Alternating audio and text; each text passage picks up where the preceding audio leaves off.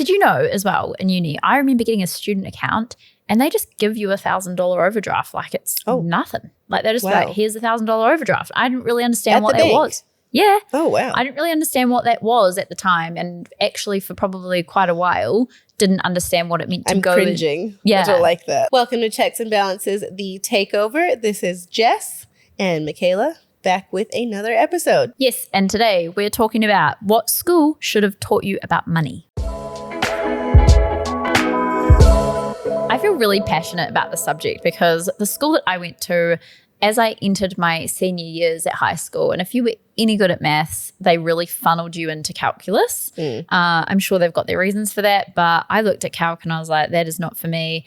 And I wanted to do the other maths. And the other maths I was strongly discouraged from doing, and that was stats and finance. In my brain, I was like, my little 17-year-old brain, I was like, that seems far more practical and interesting and useful to my life than calculus does. I know I'm not going to go be a rocket scientist. That's not me. I'm not going to go into medical or whatever it is that they use calculus for. I'm definitely in this boat. But I had to have proper sit-down meetings with the senior staff, with my parents, to let me into that maths class.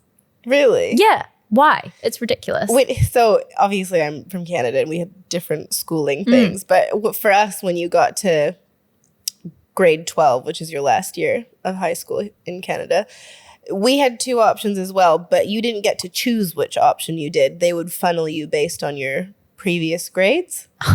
So it's probably what they were basically trying to do. I didn't take math at all in grade 12 because our guidance counselor said that my historical math grades were so bad that if I continued to take math, it would bring down my GPA and reduce my chances of entering university. That is terrible. So they funnel you into 1, 2, or just don't do it. Yeah, basically. Oh, well, yeah. Anyway, I had to put up a fight to do the stats and finance in one of my final years. And yeah, to me, I feel like some of these things should be covered by everybody as a base in school. And some people argue that this is on a parent to teach you and it's a parent's job and it's life skills and da-da-da.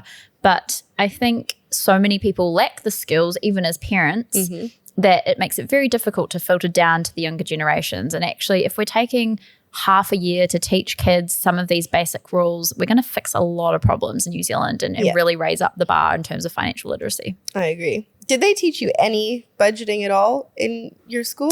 No, they didn't. And I think the stats and finance course wasn't really designed for that.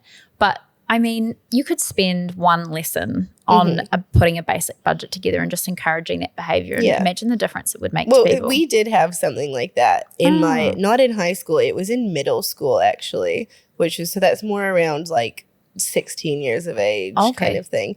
But again, you didn't get a choice to go into that class. And now that I'm an adult, I find it really interesting they did it like this. It was kind of like if you weren't showing the academic grades that looked like you were going to like be a doctor or like be a rocket scientist, they would put you into this class. I can't remember what it was called. It was like planning something.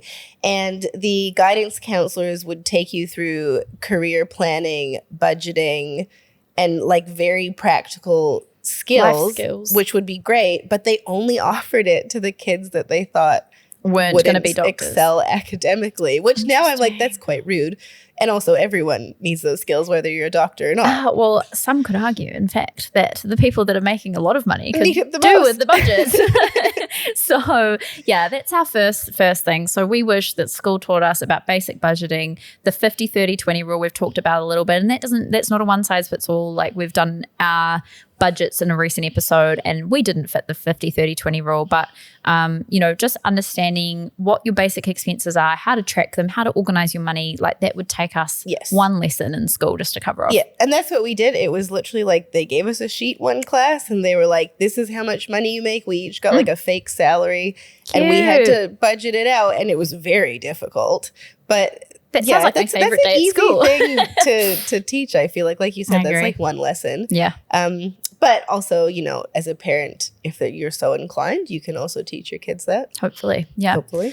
Now, the next one, which we did cover off in Stats and Finance, and I think everybody should understand, and so many adults in New Zealand don't understand, is how does tax work? I feel like I would have fallen asleep if they taught me that. Oh, yeah. I guess they could try and make it interesting. Matt makes it interesting. When he talks about tax. But understanding tax, make sure you're not surprised, when you come to earning and making money throughout your career. You've got to understand that the money you make isn't fully yours. There's chunks, there's tax brackets that come off your pay, and what's left is your net salary. Yes. And a lot of people actually, like full-grown adults, still don't understand how that works, like what's your salary package, because sometimes that includes your KiwiSaver contributions from your employer, and they go, oh, I make this much money. Actually, you don't. That package is comprised of a lot of different things, and you need to like understand it and break it down to figure out how much money you're actually budgeting. Yeah, if you're earning now and you haven't done this before, and you're salaried, like you've sort of got a straightforward salary package, I really like the PAYE salary calculator. If you Google that and pop your salary into that, it's going to spit out a summary of what's going to your ACC, what's going to tax, what's going to KiwiSaver, and you can sort of play around with that and see how it's broken down. It's quite a useful tool. The other taxes that we're sort of not aware of in our day-to-day, but people should be taught exist, are things like GST. So, there's when we see GST, goods and services tax, on everything we buy, what is that? How does that work? Where does it go? That's something that we could easily have been taught at school as well. I think we would have been well capable of understanding. Oh, yeah, definitely. Okay, next one is, how does debt work?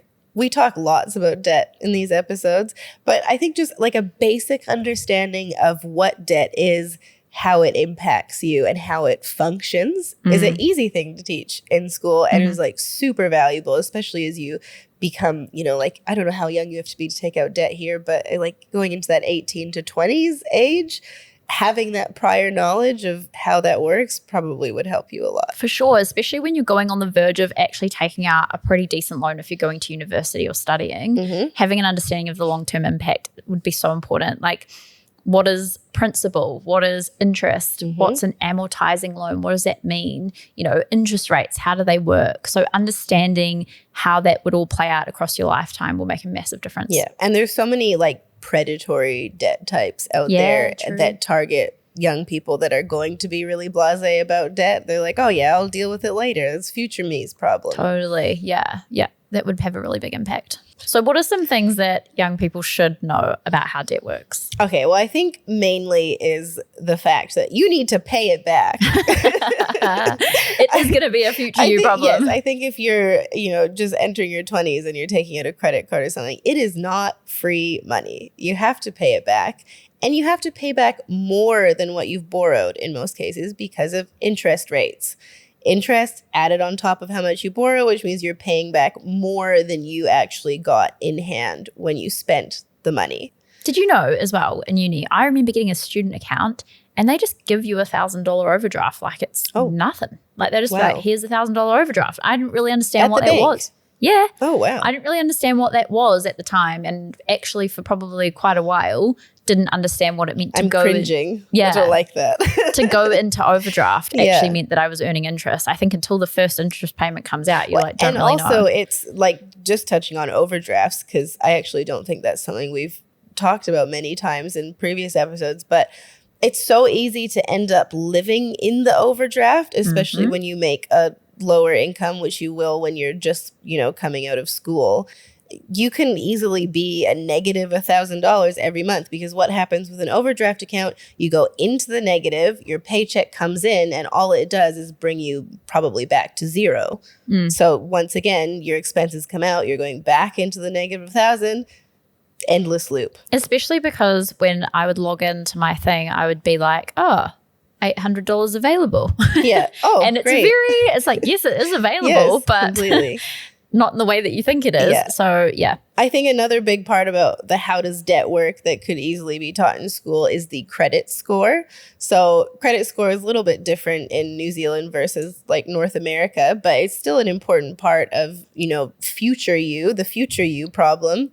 If you're taking out heaps of debt when you're young and you're not paying it off, or you're defaulting maybe because you don't understand how the payments work, or you're not making enough money to cover now what you've borrowed, that's going to impact your credit score. And, you know, in most cases, a mediocre credit score isn't going to mean much, but a very bad credit score can impact your ability to buy your first home, you know, probably buy a vehicle. Like all things. sorts of stuff. Yeah, comes into it for sure. Mm-hmm. Okay, this one's probably more of a you topic, but saving and investing. This is a good one. So yeah, saving, I guess when we're throwing these two terms around, saving implies that you're just taking money and putting it into a cash savings account, whereas investing implies you're exposing whatever money you're setting aside to a bit more risk. So KiwiSaver is a really good example of investing. That's actually not a savings account. That's not money that you can just draw out. It's not all in cash sat in the bank. That money is actually exposed to different types of assets like shares, property, bonds, and cash. So in a different sort of structure to what you would be in if you were just putting it in this high interest savings account with your bank, for instance. So understanding the difference between a cash savings account and an investment is quite important. An investment will have a different purpose, and usually you're looking at a longer term goal when it comes to investing. So you would be looking at, say, retirement, or I don't know, sometimes parents will be investing for their kids' future. So there's definitely a difference between the two, and understanding that is really important. A lot of it comes down to your time horizon for the goal that you're working towards, and understanding the risk that you're taking versus the potential reward over the long term. So a little bit of a difference there. I did read I can't remember where I read this, but a story from a dad. And he did this thing with his kids where they're like school aged. I think he did it from the age of like 10 onwards, where every year for, maybe it was for birthday or something like that, he would give each of his kids a chunk of money and they had to invest it. So he would teach each of his kids, like, you know, you can pick the stock and you can do whatever. And then he I don't know how I feel with this, because I probably wouldn't do this with my kids, but if it's something you're really into, he kind of taught them about how the investments worked that way. And it also meant that as they got older, they had been saving money and accruing, That's cool. Money. I hope they got a present alongside that. I think they did. But it was an interesting way of, showing how that works. Definitely. And making it fun, because they got to, pick their own things. Maybe it's like Toys R Us or something. Yeah. And I guess, if he was just putting that money into a high interest savings account for those kids over the long term, you have to remember that a cash savings account really, even this includes term deposits, really only acts as a buffer against inflation, and should only really be used for short-term goals. And short-term is actually like within 3 years. So, if you're saving for a car, let's say, you might use a high-interest savings account or a term deposit or something like that, so that inflation is not eroding away at your savings over time. So, that's what those accounts should be used for. Anything longer term than that, you might want to consider an investment of some sort. These are the things that 10-year-olds care about. But they could have taught us that in school, No, they I feel like they could have covered that off. All right, Most the next certainly. one, bad debts and good debts. We have done an episode on bad debts and good debts. Yeah, I really enjoyed that one. But I do think this is something that you could especially touch on, like in that last year of high school, probably in, like you said, if there's a finance class, like this slots right in there. So it's recognizing the good, I'm going to put good in quotations. Good/neutral, is that what we said? Yeah. And bad debts to help you make smart borrowing decisions as you grow up into the world. Good debt, maybe neutral debt. We're going to say things like home loans, student loans, things that are going to actually get you ahead in life in the long correctly. run. If you use it correctly. Yeah. And then the bad debts, we've said it many times, the credit cards, the buy now, pay laters, the high interest personal loans, the things traps that can, put you in the hole. Which should never be used. Yep. And I don't know, just how to leverage yourself wisely so you don't overextend yourself like many people do in their 20s, which is a whole other episode. Yeah. Yeah. And then spend their 30s and 40s paying for it. And the last one, delayed gratification. There's some really interesting, I heard a little theory the other day on the radio where they said, say you were looking at a purchase, and this would all be relative to your situation, but say you were looking at a purchase of like a bag, and the bag was going to cost you $600. So because it's $600, you should wait 6 weeks before buying it. Oh, yeah. Interesting. Yeah. And because I actually did this the other day, I filled up a little basket at Kmart and I was like, nope, sit on that for a week. Yes. And I went back to the basket the other day and I was like, actually, I don't need that. I don't need that. I don't need that. So that's another one you can do. There's little tips and tricks for practicing delayed gratification. And instead of just clicking and buying, which is so easy to do now, give yourself a little bit of time to think about it. Make sure you're not just buying it because it's spur of the moment. Wants versus needs. Wants versus needs, understanding all that stuff. I feel like that would be a really good life skill to cover off in school. Yeah, because that also like can cover a lot of things, not just money related, but like in general. I feel like that's a good skill for young people to have. I'm a huge fan of like delayed gratification. I do that all the time. I have a tab in my phone with like a thing I want, and I'll leave it for weeks. And if it doesn't get deleted for like a month, then I'll probably buy it. Yeah, but it like sometimes it's gone the next day. Like in the moment, I'm like, oh my God, this is the most amazing thing ever. I need it. And then the next day I wake up and I'm like, ew, what? No. Think of all the money that saved you, right? Yeah. So yeah, these little things, I mean, I think these are things that kids can be taught from a young age pretty quickly and pretty easily that would make actually a huge difference in the span of their lifetime. But different than the old school piggy bank savings method, but valuable stuff. Yeah, indeed. I think that was probably my financial education. Yeah. You go sign up for a bank account, they give you a checkbook back then.